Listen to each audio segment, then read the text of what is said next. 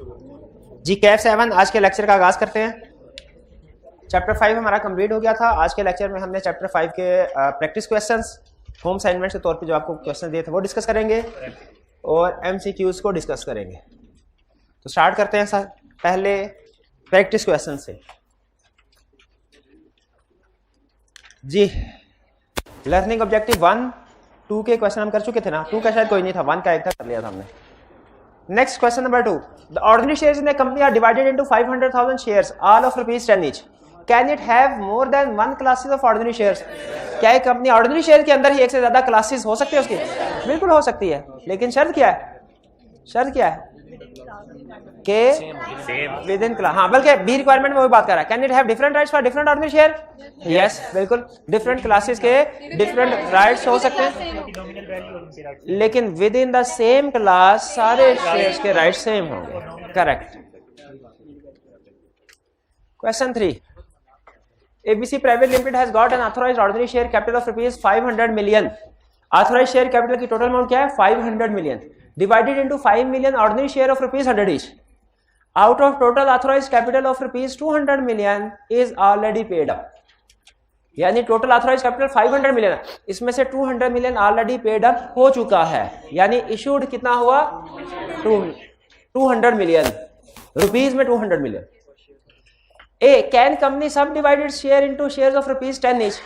क्या कंपनी अपने शेयर्स को ₹10 में सब डिवाइड कर सकती है?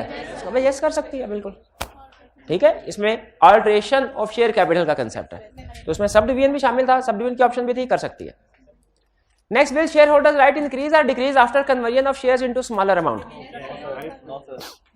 जब कन्वर्ट किए जाते हैं ना, जब सब डिवीजन की जाती है तो बेसिकली नंबर ऑफ शेयर्स बढ़ जाते हैं, फेस वैल्यू ऑफ शेयर्स कम हो जाती है, लेकिन जो राइट्स हैं वो सेम रहते हैं, यानी वो उतने ही होंगे प्रोपोर्शनेटली जितने पहले थे। यानी 100, अगर फर्ज कीजिए 100 रुपीज का एक शेयर है, उसको सब डिवाइड कर दिया, 10 रुपए के 10 शेयर कर दिए। क्या अब पहले अगर इस पर्सन के पास 10 वोटिंग राइट्स थे, 100 रुपए के एक शेयर के ऊपर 10 वोटिंग राइट्स, अब 10-10 के 10 शेयर हो गए, इसके वोटिंग राइट्स 100 मल्टीप्लाई बाय 10,000 हो जाएंगे क्या? नहीं, उतने ही रहेंगे जितने पहले थे। यानी पहले अगर एक शेयर के साथ 100 वोटिंग राइट्स थे 100 रुपए के शेयर के साथ फॉर एग्जांपल, तो अब उसको सब डिवाइड करके 10 रुपए का किया, तो अब एक शेयर के ऊपर जो राइट्स हैं वो भी 10 हो जाएंगे, ठीक है। यानी in total rights her share holders के सेम रहेंगे, 100 ही रहेंगे। क्लियर हो गया? नेक्स्ट कह रहा है B, company did not register preference share capital at time of incorporation, however it wants to register preference share of ₹250 million now, can it do so? बिल्कुल। अब देखें, ऑर्डिनरी शेयर को प्रेफरेंस में कन्वर्ट करना या सब डिवाइड करना ordinary और प्रेफरेंस शेयर में, ये भी तो अल्टरेशन की एक एग्जांपल थी, याद है? लास्ट एग्जांपल यही थी, तो ये भी अल्टरेशन इन कैपिटल में आता है। बिल्कुल, ये भी अल्टरेशन इन कैपिटल में आता है।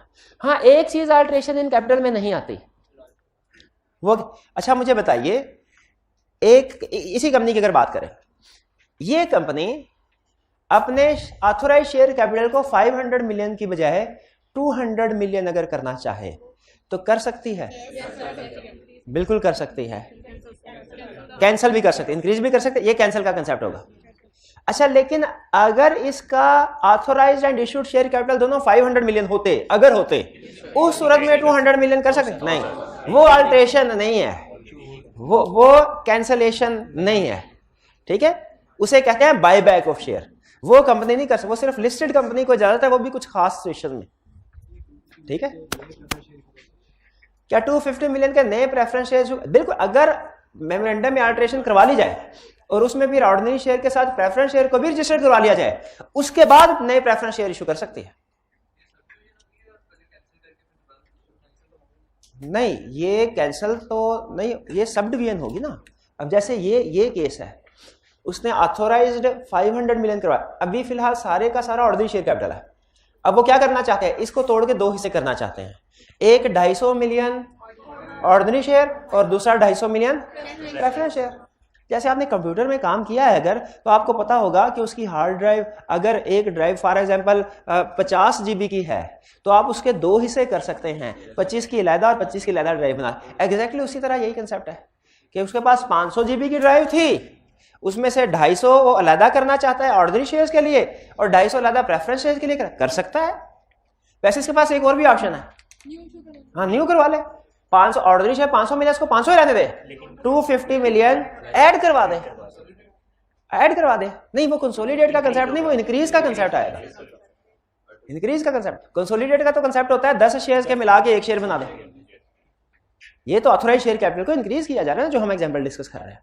तो ये 250 मिलियन एग्जिस्टिंग कैपिटल को 500 मिलियन उसमें ऐड भी किया जा सकता है, टोटल फिर 750 बन जाएगा। और दूसरी ऑप्शन क्या है, सब डिवाइड कर लें इसका, ठीक है। वो बेसिकली सब डिवाइड नहीं कहना चाहिए, सब कहना चाहिए कि डिवाइड कर दिया ऑर्डिनरी शेयर और प्रेफरेंस शेयर में, क्योंकि सब डिवीजन से वो कंसेप्ट आ जाता है, एक शेयर के 2 हिस्से कर दिया फेस वैल्यू। ये अल्टरेशन इन मेमोरेंडम है कि अल्टरेशन इन आर्टिकल्स है? ऑथोराइज शेयर कैपिटल कहाँ होता है? नहीं, एक में ऑथोराइज शेयर कैपिटल कहाँ लिखा होता है? तो ये अल्टरेशन इन मेमोरेंडम है, लेकिन साथ ही साथ ये अल्टरेशन इन आर्टिकल्स भी है। कोई बता सकता है क्यों? इस केस में प्रेफरेंस शेयर्स आ रहे हैं तो उसके राइट्स कहाँ लिखने हैं? राइट्स कहाँ लिखे होते हैं? ठीक है जी, आगे चलते हैं। Question 4, directors of Sherwani limited wish to increase the authorised capital of the company from ₹100 million to ₹200 million. Increase करना चाहते हैं। You are required to inform them about relevant provisions regarding increase in authorized capital contained in Companies Act 2017। Increase के हवाले से बताइए, guide कीजिए, increase in capital के लिहाज से गाइड कीजिए। क्या करना पड़ता है? Company can increase authorise capital if authorised by articles. दूसरा, पास स्पेशल रेजोल्यूशन। तीसरा स्टेप, फाइल करने हैं notice of alteration to registrar within 15 days special resolution. Question 5, Sega Limited SL, a listed company, has 2 classes of ordinary shares, that is class A and class B। 2 classes हैं ordinary share की, इसे में रखिएगा। In order to attract foreign investors, the directors intend to issue a new class of ordinary share, that is class C, with no voting rights।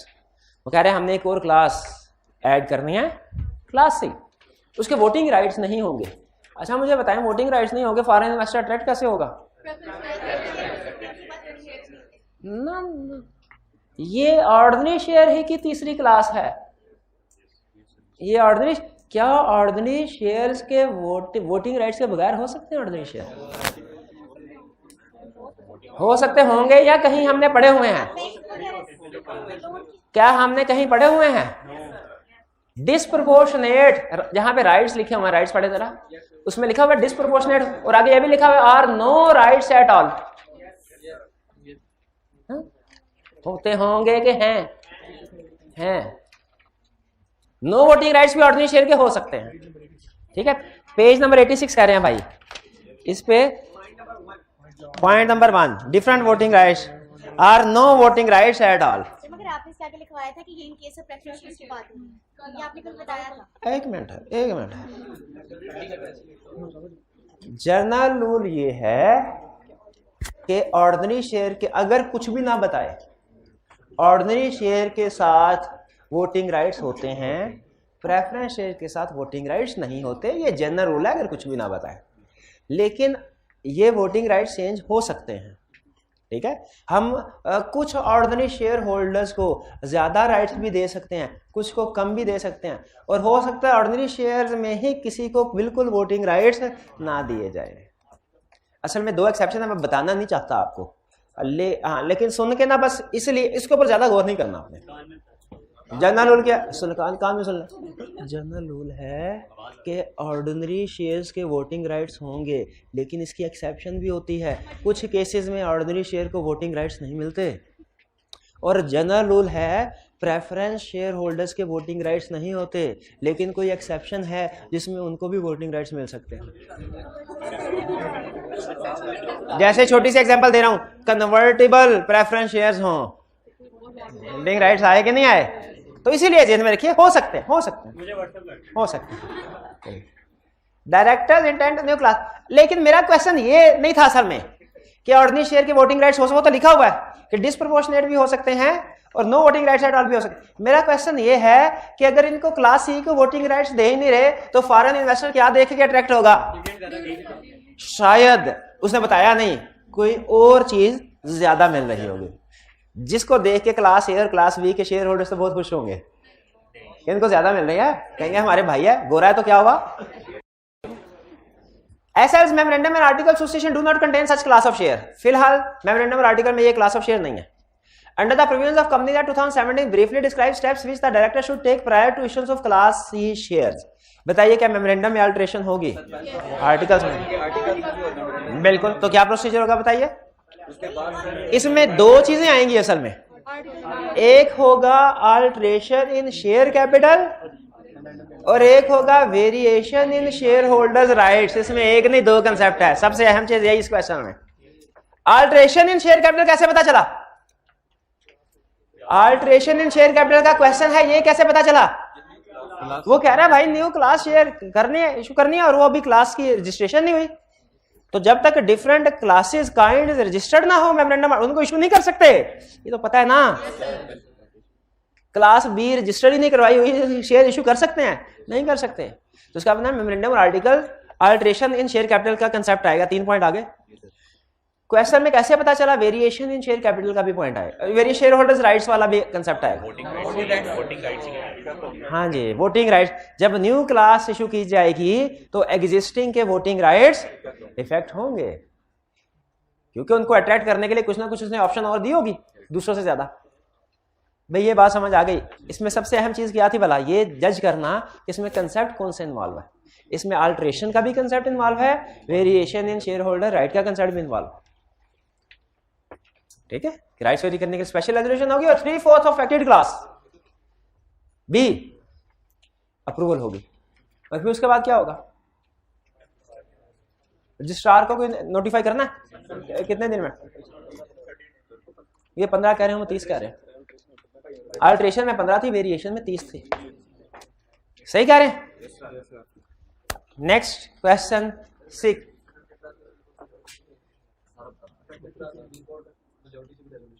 हाँ जी, affected class की 3/4 majority से भी मैंने बोला, मैंने ये बिल्कुल।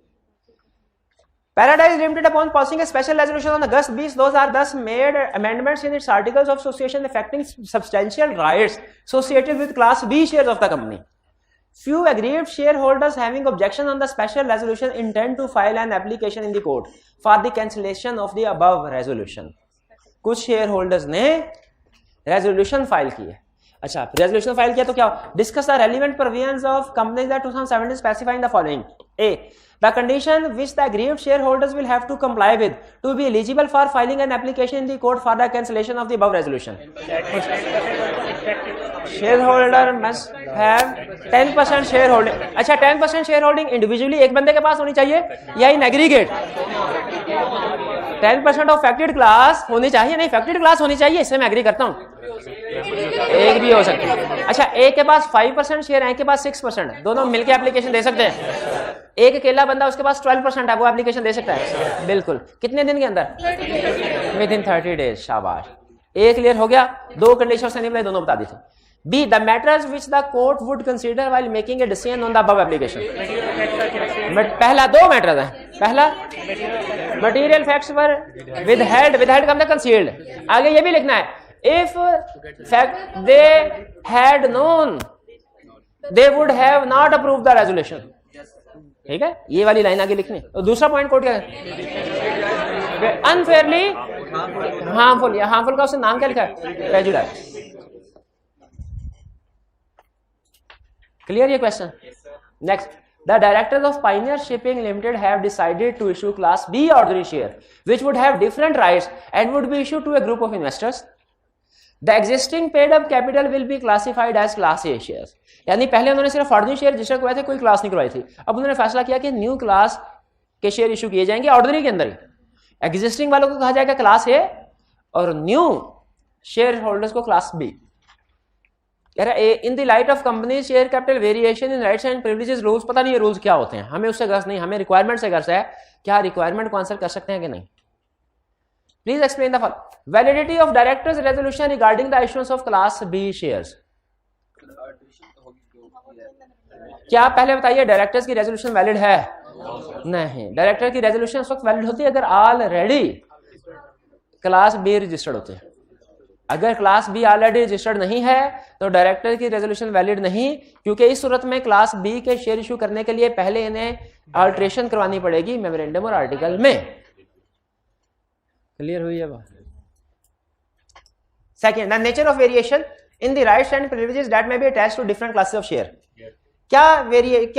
किस तरह के राइट्स में वेरिएशन होती है? वोटिंग राइट्स में, right issue, bonus issue, dividend, notice to receive AGM, attend AGM, bonus. ठीक है, क्लियर हो गया। B, Ahmad and Faraz holding 9% and 10% share holding respectively do not agree with the issuance of class B shares, as in their opinion this would adversely affect their interest, though a majority of the members are in favor of the resolution. In the light of the provisions of Companies Act 2017 advise the course of action which Ahmed and Faraz should take in respect of the above. चूंकि इनके पास 10% से ज्यादा shares हैं, they can file an appeal with court within 30 days of, सिर्फ 30 days नहीं लिखना है, within 30 days of passing the resolution for variation in shareholders rights. Clear 7? चलिए क्वेश्चन हमारे क्लियर हो गए, अब है हमारे MCQs.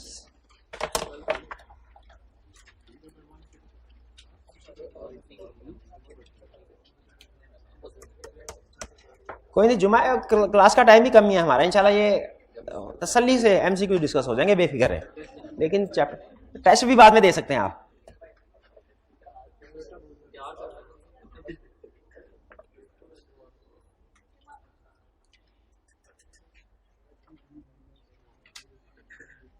See, select the most appropriate options.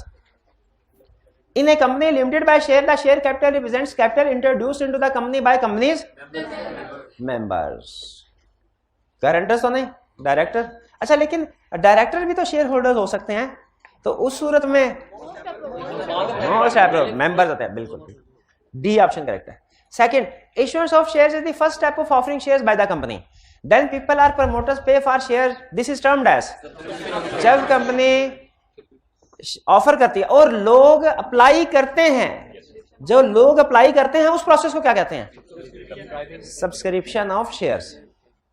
ठीक है, प्रोसेस होता है step number 1 approval of prospectus from commission, step number 2 issuance of prospectus, step number 3 subscription of share, step number 4 allotment of share. शाबाश शाबाश। लिस्ट, अगर listed company नहीं है तो फिर स्टार्ट में लिस्टिंग स्टेटस पर भी आएगा, फिर अप्रूवल सिर्फ कमीशन से नहीं होगी, फिर होगी approval from commission and stock exchange. तो इसमें सेकंड में करेक्ट ऑप्शन हमारी हुई A. Next, the issued share capital is nominal value of the shares that have been issued to share holders. The issued share capital may be more than the authorized share capital, must be more than the authorized share capital, may be less than the authorized share, must be equal to the authorized share, नहीं, may be less, may be equal भी हो सकती है, equal होना लाजमी नहीं है, हो सकती है, लाजमी नहीं है। ठीक है, इसीलिए मोस्ट अप्रोप्रिएट ऑप्शन क्या हुई? सी। 4, in Pakistan all companies limited by share are required to have an authorized share capital and the amount of authorized share capital can be increased but only with the approval of directors. Issued share capital की amount directors की approval से increase हो सकती है, यानी director कोई further share issue करना चाहे, इश्यूड शेयर कैपिटल में इंक्रीज करना चाहे वो कर सकते हैं, लेकिन अथॉराइज्ड शेयर कैपिटल में इंक्रीज करना चाहे वो कौन कर सकता है फिर? Only with the approval of share holders. अच्छा, लिखा हुआ only with the approval of registrar और only with the approval of creditors. यहां पे मुझे थोड़ा सा एतराज है, क्योंकि शेयर होल्डर्स की भी अप्रूवल होती है, रजिस्ट्रार की भी एक तरह से होती है, क्योंकि उसने एंट्री करनी होती है। ठीक है, तो यहां पे अगर एक तीसरी ऑप्शन होती ना, with the approval of share holder and registrar, तो वो मोस्ट अप्रोप्रिएट होती। लेकिन एग्जिस्टिंग ऑप्शन में बताइए मोस्ट अप्रोप्रिएट कौन सी? Share holders, B option. Clear जी? जैसे आप हम पहले भी पढ़ रहे थे, आपने कहा कि क्रेडिटर्स भी एज इन्वेस्टर्स भी हमको देते हैं, क्रेडिटर्स भी इन्वेस्टर्स होते हैं, बिल्कुल, मैं अभी भी कहता हूँ क्रेडिटर भी इन्वेस्टर सर वो उनकी नहीं, उनकी अप्रूवल की जरूरत नहीं है। ठीक है, शेयर कैपिटल को इंक्रीज करने के लिए उनकी क्रेडिटर्स की अप्रूवल की जरूरत नहीं है। क्रेडिटर इन्वेस्टर्स होते हैं, ये मैं बात अभी भी मानता हूँ, ठीक है, लेकिन वो शेयर होल्डर नहीं होते और उनकी अप्रूवल की भी जरूरत नहीं है शेयर कैपिटल को इंक्रीज करने के लिए। 5 when the share are issued the share holder must give their consent in writing form, written form, appoint 2% as their proxy. Proxy क्या होता है? जो शेयर होल्डर्स की जगह पे कोई दूसरा बंदा मीटिंग को अटेंड करे उसे प्रॉक्सी कहते हैं। पे for the share in full, apply for special privileges, नहीं, पे फॉर द शेयर इन, क्योंकि अब जितने भी शेयर इशू होते हैं सारे के सारे फुली पेड। शाबाश। तो करेक्ट ऑप्शन हमारी क्या हुई? C. Next 6 if the company goes into liquidation with unpaid debts the shareholders will be liable personally to contribute in the will not be required to contribute। अच्छा, लेकिन personally liable हो भी तो सकते हैं अगर अनपेड हो तो।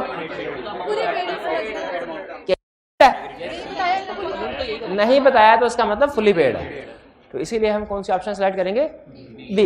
B liable to contribute 50% of the unpaid debts. नहीं, करेक्ट ऑप्शन हमारी हुई बी। 6 में B option correct. 7 ordinary shares are also called. ओ भाई इधर पढ़, उधर क्या पढ़, कुछ नहीं है, तो छोटा छोटा छोटा छोटा लिखा है वो पढ़ना जरूरी है, ये नहीं पढ़ना। अच्छा, ordinary share are also called equity share. शाबाश। बोनस शेयर तो नहीं, फाउंडर शेयर भी नहीं, डेफर, ये फाउंडर शेयर डेफर शेयर पता नहीं क्या है, ये कुछ कभी सुने भी नहीं हमने। बोनस शेयर सुने हुए, तो इक्विटी, अच्छा जो नहीं कभी पढ़ा वो ठीक लग रहा था आपको। इक्विटी सिलेबस में नहीं है। 7 का करेक्ट ऑप्शन क्या हुई? ए।